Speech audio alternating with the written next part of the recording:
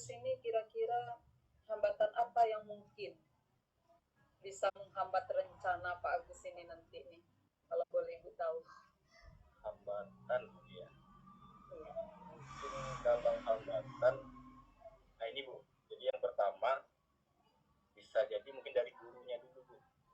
Oke. Hambatan yang pertama dari guru. Mungkin dari di sekolah kita ini masih banyak guru kita yang ibaratnya belum mahir Bu, dalam dalam menggunakan teknologi atau media lah. Kemudian dari siswa mungkin juga bisa Bu. Dari siswa kita mungkin masih banyak juga yang apalagi yang tinggalnya di dalam itu masih belum tersatu dengan teknologi. Jadi mungkin itu hambatan yang paling besar sih Bu. Untuk kegiatan ini. Iya. Baik. Jadi tadi Pak Agus sudah mengutarakan hambatannya ada dari guru gitu ya, kemudian ada juga dari siswa kita.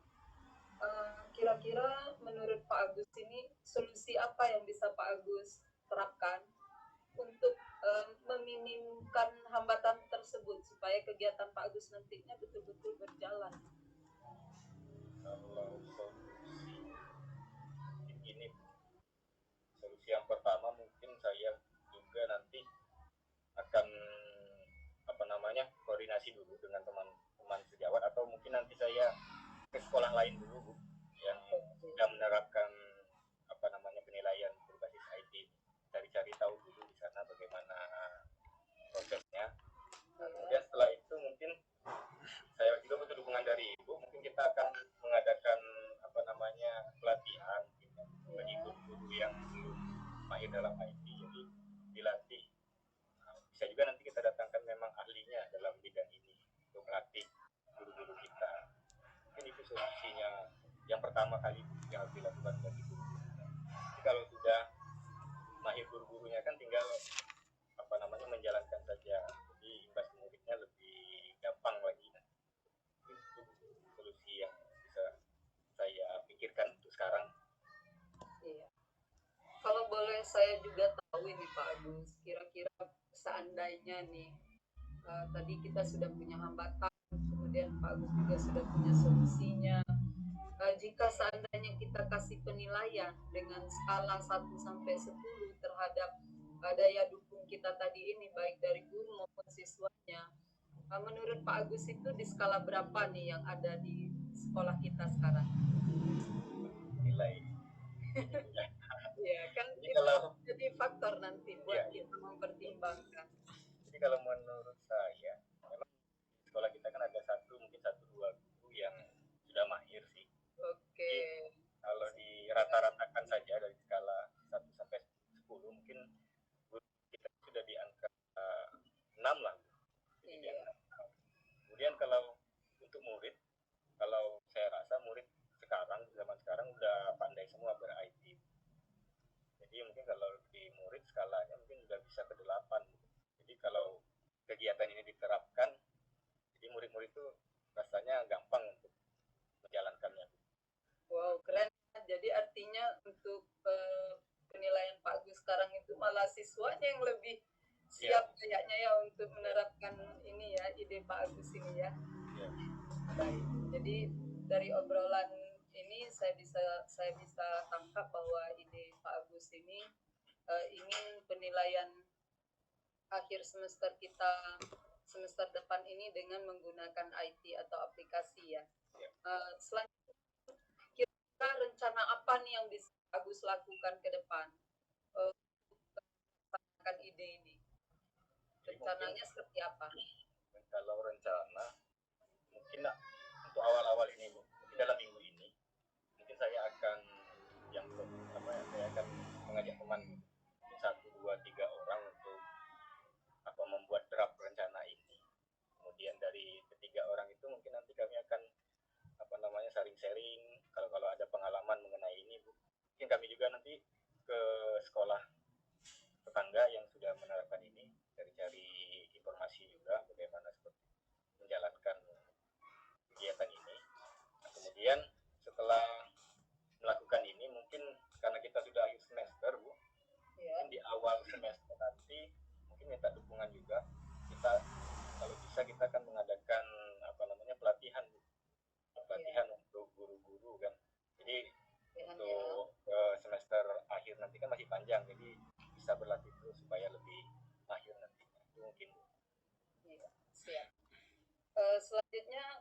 boleh saya tahu lagi nih, menurut Pak Agus, seperti apa sih ukuran keberhasilan ini nantinya? Keberhasilannya seperti apa? ukurannya Bu ya. Iya, Jadi, kalau kegiatan dikatakan berhasil nantinya Bu, iya, bisa jadi nanti kalau ajar di kelas Bu, terutama bisa jadi nanti ukurannya guru-guru itu sudah menerapkan kegiatan yang akan saya rancang ini. Jadi bukan hanya di penilaian semesternya saja, tapi mungkin di kelas bisa dilaksanakan juga. Itu guru-gurunya. Kemudian untuk siswanya mungkin dari antusiasnya karena selama ini hanya ujian menggunakan pensil sama kertas, jadi bosan mungkin Bu. Jadi kalau kita gunakan teknologi mungkin diharapkan nanti antusiasnya lebih tinggi lagi, lebih enjoy ya. ya lebih. Saya tidak bisa membayangkan bagaimana antusiasnya ini nanti mengikuti kegiatan ini pada semester kedua ya, insya Allah. Baiklah Pak Agus, kira-kira setelah menyampaikan ide ini dengan saya, bagaimana perasaannya ini saat ini? Saya perasaan saya sekarang senang Bu, sangat lega udah nyampe ini, apalagi sudah mendapat dukungan dari Ibu. Oke. Dan Ibu nanti dapat memfasilitasi dari kegiatan ini, jadi sangat senang Bu sudah disampaikan. Lalu yang terakhir nih ya, lalu kira-kira apa komitmen Pak Agus selanjutnya? Siapa saja nanti akan terlibat, kemudian kapan waktunya untuk mengadakan tindak lanjut ini dari percakapan kita sekarang? Jadi mungkin langkah komitmen awal nanti mungkin dalam minggu ini, seperti yang saya katakan tadi, saya akan mengajak teman-teman sejawat 1-2 orang untuk melaksanakan kegiatan ini, supaya nantinya kegiatan ini dapat berjalan dengan lancar. Mungkin nanti setiap minggunya, mungkin minggu depan saya akan minta waktunya lagi Bu untuk mengkonsultasikan mengenai masalah ini. Oke. Seperti itu. Saya sangat setuju sekali dengan komitmen yang sudah Pak Agus sampaikan. Semoga apa yang Pak Agus rencanakan ini bisa terrealisasi dengan baik. Terima kasih, semoga sukses ya. Baik, terima kasih Bu sudah difasilitasi. Terima kasih banyak Bu. Sama-sama. Waalaikumsalam. Oke, terima kasih. Luar biasa. Kelas Bu, aman. Oke, Bapak Ibu. Jadi, ini kata kira-kira ini harus dihindari Bapak Ibu. Oh iya, Kira-kira itu tidak boleh. Kira-kira siap. Ya. Oke, sekarang kita lihat dari tanggapan teman-teman. Silakan Bapak Ibu. Ibu Yuliana. Baik, terima kasih atas kesempatannya untuk Pak Agus dan Ibu Eka. Saya rasa saya seperti melihat tayangan coaching yang sebenarnya yang terjadi antara pemimpin sekolah dengan anak buahnya ya. Sangat-sangat solid saya lihat, dan alur tirtanya sangat tampak sekali. Kemudian dari penampilan kami yang pertama, yang kedua, ternyata di tahapan Pak Agus dan Ibu Eka itu penampilan itu makin rileks. Itu satu yang saya lihat. Kemudian sangat mengalir. Dan alur tirtanya tampak. Pak Agus juga sangat luas sekali menguraikan permasalahan atau solusi yang ingin dia sampaikan, dan disambut dengan obrolan yang begitu, pertanyaannya seperti begitu disusun sedemikian rupa, namun tidak tampak kaku lagi. Jadi obrolan itu sangat-sangat nyambung. Kami juga yang mendengarkan itu paham isi dari coaching ini.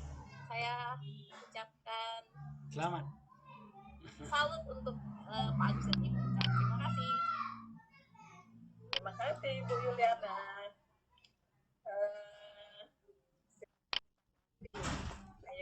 Ayo Pak Agus dengan Ibu Eka.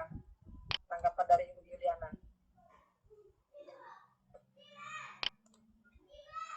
Masih baik, Bu. Saya akan menanggapi pernyataan dari Bu Yuliana. Jadi terima kasih Bu Yuli udah memberikan semangat. Mungkin tidak terlalu berlebihan, Bu. Jadi memang kenapa kami seperti itu, latihannya udah banyak, Bu. Dari tadi pagi udah banyak. Jadi makanya hasilnya Pak, kelihatan ya. hasil latihannya. Jadi terima kasih untuk Bu Yuliana udah memberikan ya mungkin tambah motivasi bagi kami. Oke, terima kasih Pak Agus. Kita dengar dulu ya masukan dari Ibu Zea. Silakan Bu Zea. Baik, saya juga melihatnya tadi ada sesuatu baru yang saya lihat di sana. Jadi ketika coaching itu ternyata bukan hanya curhat masalah aja, tetapi juga dalam menyampaikan ide-ide kayak gitu juga akan lebih mudah mengalir ketika si coaching itu lebih mengungkapkan apa yang pikiran dan perasaannya itu lebih mudah ketika terlaksananya dalam bentuk coaching seperti ini. Jadi ketika Pak Agus tadi saya dengar tadi, oh Bu, saya ingin menyampaikan ide, saya juga pikir, oh kenapa ya kemarin saya nggak kepikiran untuk menyampaikan ide, cuman fokus ke masalah-masalah aja kayak gitu. Tapi itu keren banget gitu, bagus. Dan setelah itu, walaupun saya lihat kayaknya Pak Agus tadi tuh kurang nyaman, pandangannya kesana kemari, kayak grogi gitu ya Pak Agus ya. Tapi luar biasanya Bu Eka tuh mampu membuat nyaman dan bukan hanya karena latihan, tetapi mungkin chemistry-nya tuh udah dapet kayak gitu. Nah, udah keren banget. Jadi idenya terima kasih. Ternyata dalam coaching itu tidak hanya sekedar kita menuangkan masalah atau kesulitan tantangan yang kita hadapi, melainkan bagaimana kita juga bisa menyampaikan ide dan gagasan kita. Oke, terima kasih Bu Zea. Nah, jadi ini chemistry-nya dapet. Karena udah tiap hari bertemu. Baiklah Bapak Ibu. Kemudian kalau untuk Pak Agus dan Ibu Eka, tirtanya sudah dapat, tujuannya sudah sama-sama tahu, coach dan coachingnya, kemudian identifikasinya ada, rencana aksinya ada. Tapi dimulainya tadi kapan ya? Ada tadi disebut ya? Ada Bu. Kapan Pak Agus? Oh iya. Dalam minggu ini katanya tadi Bu. Oke. Nah, jadi seperti yang dikatakan Ibu Zea tadi, jadi si coach dengan si coach ini, coachnya itu memusatkan perhatian kepada orang, ya, orang yang di coachingnya. Supaya apa? Maka ada hadir penuh itu, yaitu artinya si coach itu harus mendengar aktif apa yang menjadi keluhan, apa yang menjadi curhatan. Tadi curhatannya Pak Agus, dia punya rencana. Ini percakapan perencanaan ya Pak Agus ya. Percakapan perencanaan. Tadi kalau Pak Eko pemecahan masalah, ya. Ini percakapan perencanaan. Dia agak galau gitu. Kira-kira kalau saya punya rencana buat penilaian aplikasi, apa ya tanggapan Pak Ibu Kepala Sekolah? Tanggapan teman-teman. Galau dia, sehingga dia perlu curhat untuk penguatan bahwa perencanaannya itu bisa dilakukan dengan penguatan-penguatan dari kepala sekolahnya, dari teman gurunya, ya, melalui coach tadi. Nah, jadi memusatkan perhatian pada orang yang di coachingnya, bukan pada topik yang dibawanya dalam percakapan, bukan topik aplikasi itu yang mau diperbincangkan, tetapi kekuatan yang ada pada diri si coach, ya. Kemudian fokusnya kepada coach supaya coach itu terbuka dengan perasaannya, dengan pemikirannya, dengan apa yang ingin dicapainya. Jadi dengan sendirinya mengalir, dia akan membuka diri, menggali potensi yang ada pada dirinya untuk mencapai tujuan yang ingin dicapainya. Begitu ya Bapak Ibu ya. Mungkin ada tanggapan dari Ibu Eka atau Pak Agus untuk saran dari Ibu Zea atau respon dari Ibu Zea, silakan.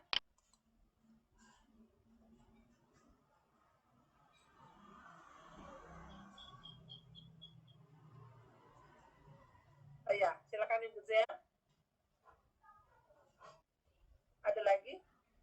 Nggak cukup? silakan Pak Jul. Iya, siap.